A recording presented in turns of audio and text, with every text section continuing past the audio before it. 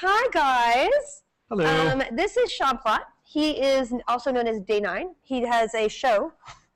Oh, wow. I hope we could clear that. I brought in the branded shirt. Wow. It's okay. You could probably buy this, huh? You actually can't. That's, I guess, why no copyright's being violated right now. This was a one-of-a-time thing.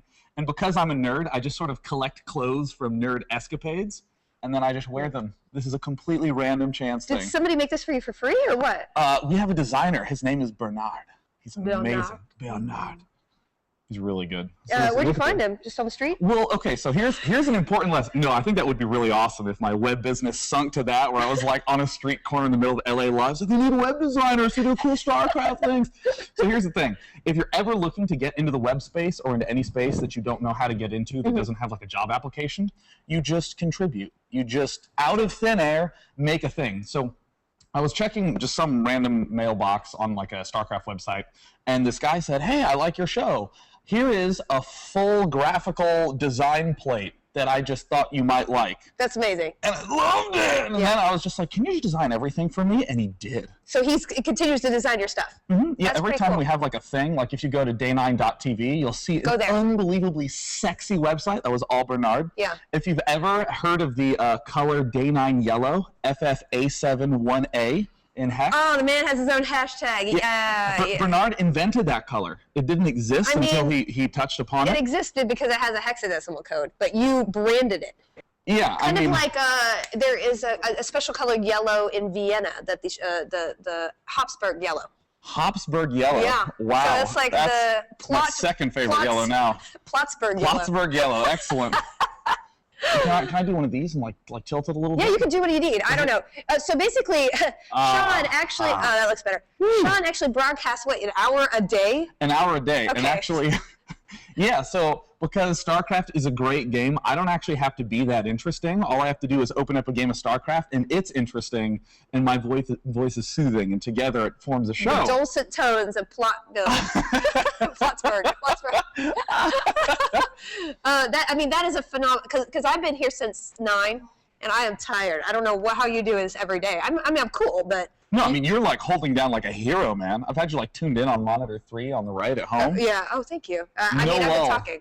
Yeah. Well, there was a lull when... there were a couple lulls, but I think we've done pretty well. Whenever there's a lull, I just bring in the pandas. That's basically... Dude, they're incredible. Did you see? I actually retweeted a photo of the 2 pandas on their iPhones. I did not see that picture. I will have to look that up. I've seen some crazy pictures. It right now. I hope I have enough battery. Let me you need to open this sucker up. And then we should show people who you are, because some people might not know. Although, let me just tell you, Day 9 Army fans, participants, I said Army one time and somebody got... You guys, literally, I mean, you probably provided half our subscribers so far.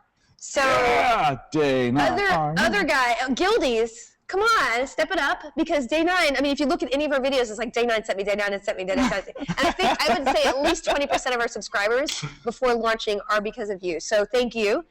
The reason, you're amazing, and you obviously inspire a lot of loyalty. Dude, I will just say the StarCraft community is the amazing people, man. Those guys get it. Anytime there's anything related to StarCraft, it gets tweeted, upvoted, relinked, shot everywhere. There's a couple like Forbes articles that have been about StarCraft, and they immediately That's how I first saw about you. Okay, so my friend Omer, he's a link bomber, man. He like loads a minigun clip of internet memes and just blasts them at your phone. He was the DP for the Date My Avatar video, and I met him on another commercial that I did years before. So we worked together, and he's one of my very good friends, and he's a huge StarCraft fan. Omer, I'm talking about you. I don't know if you're watching, but hi. And he is a huge fan of yours, and it linked me your story about how you got to where you are now. And I was like, oh my God, that's a great story, and you have a background in math. Yes, which is the best subject to major in. Seriously, go major in math. Oh, it's so great. Are you sarcastic? No, I love math. No, I didn't just major in math. Like, well, this fucking sucks. Yeah. Am I allowed to curse in this? Is that okay? Yeah, I mean, you did. Well, this freaking stinks. Like, yeah. Okay, good. That's better. Yeah. But for people who might not know how you became literally the voice of StarCraft in a way, or the voice of an aspect of Star. I mean, you go around basically annotating, and you're a sports announcer. Yeah. So what do they call those people? Because I don't watch sports either. Commentator or shoutcaster. You're a shoutcaster. So how did you get into shoutcasting? I mean, you can't have been in college and be like, I want to grow up to be a shoutcaster, right? You know, when I was in college, I didn't really have any ambitions. I was like, well, I'm just going to graduate with this major. And then I plan on stepping away from graduation being like, I guess I have to get money now so I don't starve to death. Yes. I sort of had that short-term sight. Well, it's kind of weird because especially in the web space and in the gaming space, there's not a lot of infrastructure. Mm-hmm. I mean, if you envision the game space 20 years ago, 20 years is not actually that long a time. No, but it's literally the span from 1 pixel to where we are now. We're basically virtually living in a game. So, I mean, like, no one actually will tell you what to do. There's no position, in a sense, in a lot of these circumstances. So that's why we're seeing people, you know, spring up with their iPhone, iPad applications, doing these freemium online models, blah, blah, blah, with their game stuff. With the whole StarCraft thing, there's no person who hires all the commentators or something like that. You just kind of create something neat. Yeah. So that's really what happened is I love playing StarCraft and played competitively for like 10 years. You play competitively? I didn't know that. Oh, yeah. Are you kidding? I did kind of, but I'm not a computer nerd. I'm a computer jock, Felicia. Well, okay. Because I mean, I played so long, and I started running out of time because I was in grad school, and they totally don't let you slack off, which stinks. No, Ugh. I almost actually failed my senior year. Well, that wasn't my senior. It was like sophomore. It was a semester of college because of Diablo 2. Oh my God, I love Diablo 2. Hammered in all day. God, that build is so broken. So good, so good. So basically, that's why I'm excited. Personally, I'm literally going to be in Europe when Diablo 3 comes out, and I'm like, could I come like earlier?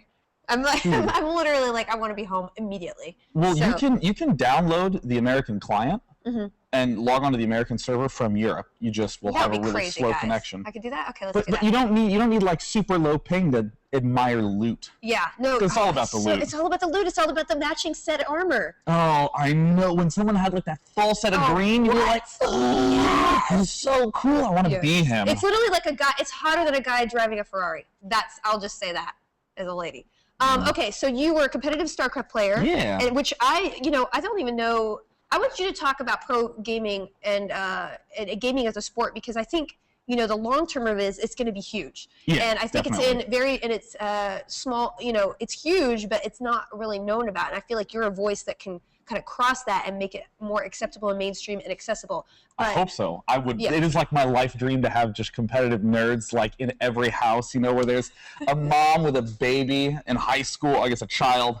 Wait, high school. You're talking about a woman, a teenager having a baby? Like, listen, I'll get there. I want a kid in high school to choose between the football team, the chess club, or the StarCraft team, or some other esports team. That would be so great. Yeah. Because in my eyes, there's nothing better or worse about gaming than any other of these activities. Yeah. No I mean, definitely it requires a skill set. And then when somebody is like, oh, that's not a real gamer, the only person who could say that is like somebody who's actually competing. Like, that's a real gamer. Oh, yeah, like, we love that over people. Oh, all the memes about League of Legends, which, by the way, like almost all StarCraft players play and really enjoy. What about Dota, too? Or the the whole MOBA genre. Yeah, that's the whole genre, yeah. Yeah, like every StarCraft player dabbles in MOBA, at least Do they not admit to it? Is it you're saying like it's dirty? Yeah, most of them do. Well, I mean, it's this sort of weird thing that a lot of the pros don't have any sort of disrespect for a lot of other games, but there's a lot of people who are into StarCraft and it's like just become their identity, because honestly there's so much StarCraft content that you can watch it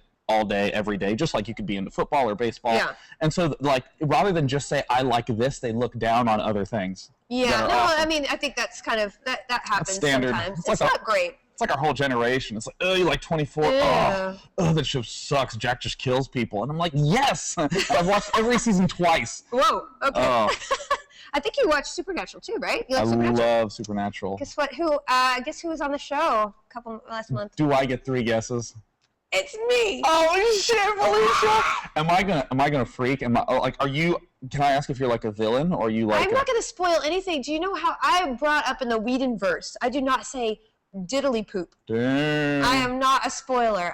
Because if you like pop out of the shadows and I shriek my usual shrill tone. Oh, I actually did see you playing Amnesia. Omer linked me that. He was like, he linked me the 4-box, and then he linked you screaming. I was like, that guy's got to be on my shows. Incidentally, Sean is on the first tabletop show.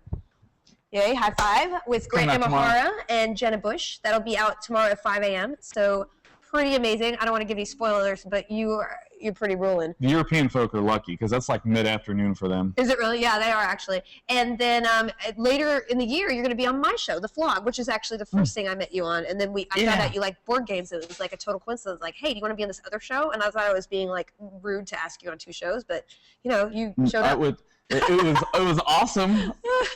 Oh God, like any excuse to play board games anyways. This is sort of the increasing problem I'm having where, I mean, like as you and I both know, the way that you make things work in this space is by working your ass off. Yeah, it's not easy. Trick. Nobody's feeding us bonbons. We're not rolling around in money like Scrooge McDuck. We are literally we're doing what we love, but it's all day, every day. Yeah, like 100-hour weeks at least for like 2 years. Yeah. And that's how you do it. That's the trick. Yeah. And when you have that sort of schedule, when you want to do something like play a board game, you make a show out of it. So that way you get to play the board game, and you can still actually be working. It's a tax write-off board game.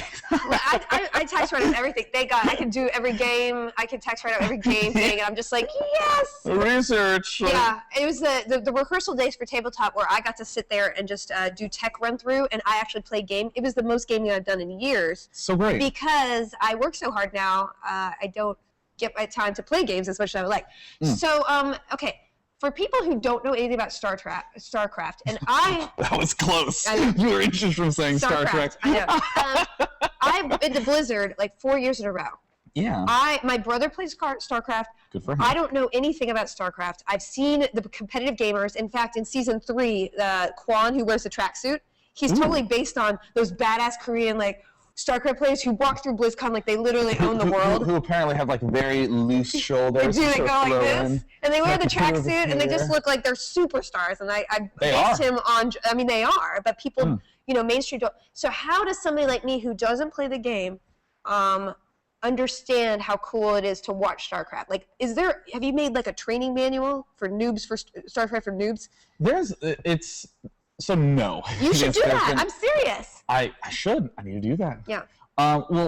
So for StarCraft, let's assume that you know nothing, that you're Amish, you never played, you've just learned about computers recently. StarCraft is a real-time strategy game. So it's a lot like chess, except in chess, instead of taking turns like in that game, you just go when the game begins. So instead of a knight moves in an L pattern, it's this unit moves fast, this one moves slow, this shoots far, or not. Okay. And also, there is money in the game. You collect resources to build the army. Yeah. So in the game, as you're trying to go to new resource areas and gather those resources, you have to balance, do I want to build an army or do I want to invest in getting more money? And that balance is where the strategy lies. I really do think if you did a primers, because to me, from what I've heard, I think that watching it would be just as enjoyable as playing it. Yeah. In a way, because you're watching people, like I love watching the Olympics. There's no freaking way I'll ever get on a ski slope. It's too dangerous. You should though. That should be on the flog. No, we've been trying to do snowboarding and I'm really, my ankles will snap. I just feel like I might have no you have feet weak left. ankles. Yeah. Oh man, the new insult for gamers for the next generation. So to me, like I feel like if there was a way in, and how do you think that is going to be accomplished? Because people obviously don't need to play football to appreciate football.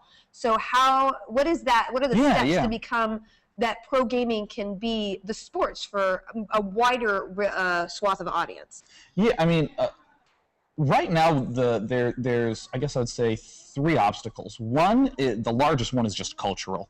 For instance, with football, American football, not soccer, that is.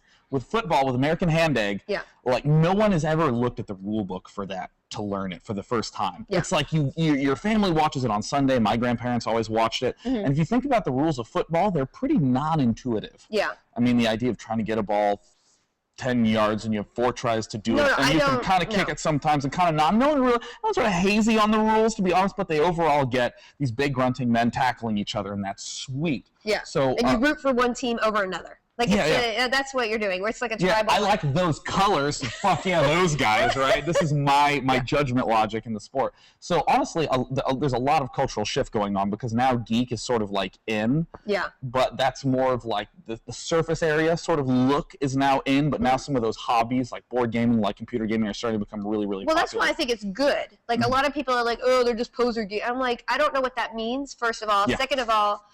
sometimes you have to, maybe people need to adopt that, and then they actually absorb it, and it becomes part of their lifestyle, and then that actually raises us all up, like for tabletop gaming.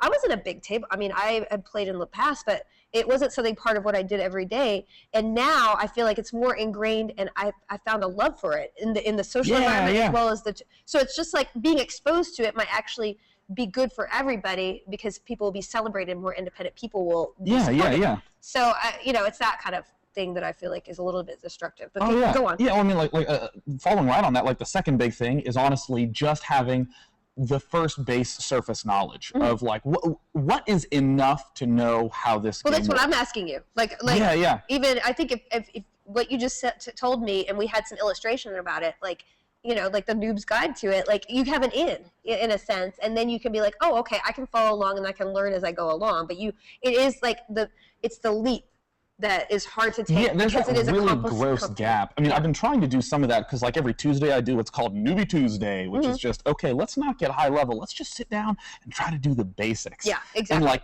creating all those different things, like in World Poker Tour, the fact that they have the percentage there, that makes it more accessible. The fact that they have the whole cam so you can see the player's cards. These are all ways to help make the story of the game clear. Not the actual nitty-gritties of the game, but like what's the story going on. And honestly, that's a lot of the obligation of the commentator. But the third thing that I think just needs to happen more is ways for the game to be sort of casually played. That not seriously. Because I love the competition thing. Like, I remember when games were fun, but now it's about winning, Felicia, right? Like, I love that act of like sitting down and being like, I'm going to own your face. Well, it's less like the mauling of some poor son's soul, right? But it's more the there's no rules. The only way I'm going to be able to come out on top is if I play better. He's not going to go easy. He doesn't know me. He's not caring about me. I want to try to succeed in this game. That's like a great thing. But in football, you don't go out in full body armor in grade school. You throw a football around, you have flag football, or you just get the experience of passing the football around. It's almost like there needs to be an entry level, like casual StarCraft. I mean, I hate to say that. People are like, "What are you talking about?" No, like this is like a huge really exploration right now. Dumbed down version in a way that is like, because Plants vs. Zombies is perfect. An opening for I know it's a perfect game, but like unbelievable. As far as like tower defense, like now I was much more likely to play a more advanced tower defense, and I played them all, believe me, because I'm obsessed with them. But that was my first entree into the world. We have a couple of questions in the next couple minutes we have for you. R. Morgan Slade asks, if you could create a new additional win condition for StarCraft matches, what would you choose? What is that?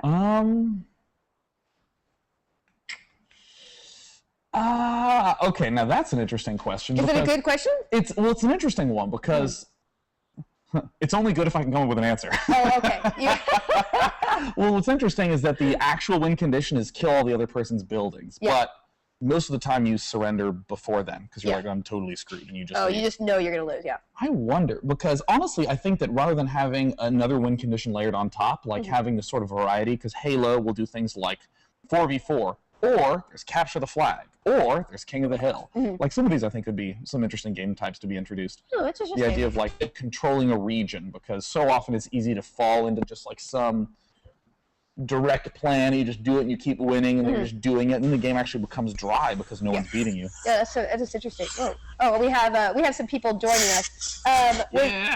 Natasha, we're just going to ask Sean one more question. Hi, Natasha. We have some for the hours thing. I forget what exactly is the question, but we will get to that in 1 minute. I want to be able to ask you one more. Oh, this is an interesting one. How do you see companies leveraging esports for marketing and as it evolves? So, are like these big companies, like we have sports, these sports leagues that are owned by these big companies. Like, how do you prevent it from being just marketing and become a sport on its own? Because you know what I'm saying? It needs to transcend the idea of being just branded with one company in order to become a sport that everybody can participate in. And how is that a delicate balance? Because it is a lot of marketing involved to get the game out there.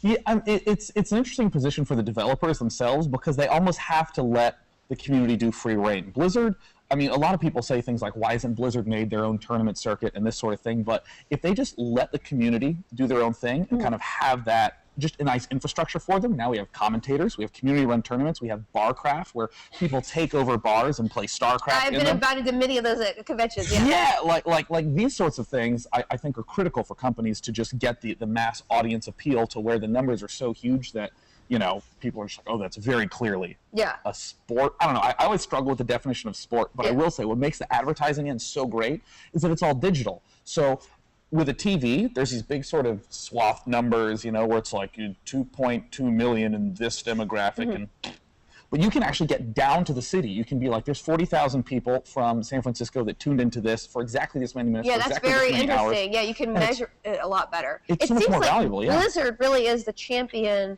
in a sense, of esports, because World of Warcraft is getting more popular as far as tournament play. Yeah. And obviously, StarCraft is the king. Do you see other companies like looking at esports as a way to like, hey, we need to build a game that's tailored to appealing to this emerging thing? Or do you think it's just a byproduct, like, you know, more and more Halo tournaments and all that stuff? I actually think that companies are still trying to experiment with how to do that, because companies definitely have been like, oh, how do we make it more esports-like? How do we make it good for that? But it's always a big struggle, but does the casual competitor fall off if we make it too good? There's a lot of people who watch StarCraft 2, but not as many who play. Actually play compared to who watch. No. How do you mix that balance up? I know Capcom is pretty involved with the, you know, Street Fighter 4 community, making sure that their titles are appropriately made for that sort of competitive balance. Well, I mean, to me, those are the hardest games, like the fighting games. I mean, are you those kidding are the me? worst. I'm you like, can button spam and you look so cool. No, I mean, you look cool, but I always die. I don't know why. Cool. Well, thank you for being here, and everybody will see. Just 20 minutes. It is Day9 TV. On Twitter, and if you're interested in his show, you can find it at day9.tv. And every single night you stream an hour. Yeah, actually, I'm going home, and at 8, I'm playing for 2 hours. And tonight, I'm just playing with viewers. Oh, that's fantastic. Yeah, no, you really do epitomize the idea of somebody really doing things for his fans. And I just think it's really cool what you've done. Yeah, and you have amazing fans, too. Dude, the StarCraft community is great, and you also have the bomb-ass fans, man. They're great. I love them, too. The only reason we're here is because you allow it. So we thank you so much for being so kind and